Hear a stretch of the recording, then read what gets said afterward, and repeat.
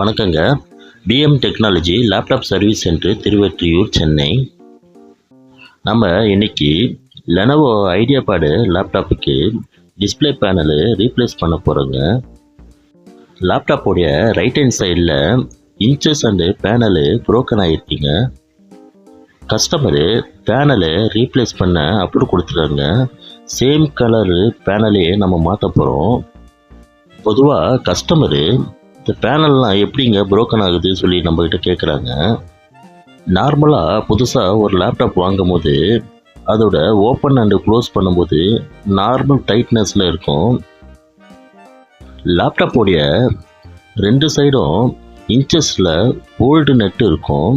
அந்த நெட்டு டைட்டாகும் போது panel open பண்ணும்போது க்ளோஸ் பண்ணும்போதும் டைட்டாக இருக்கும்.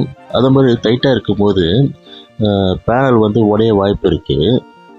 இதை மாதிரி டைட்டாக இருக்கும்போது லேப்டாப்பு ஜென்ரல் சர்வீஸுக்கு கொடுத்து அந்த இன்ச்சஸ்ஸு டெட்னஸை கொஞ்சம் லூஸ் பண்ண சொல்லிடலாம்.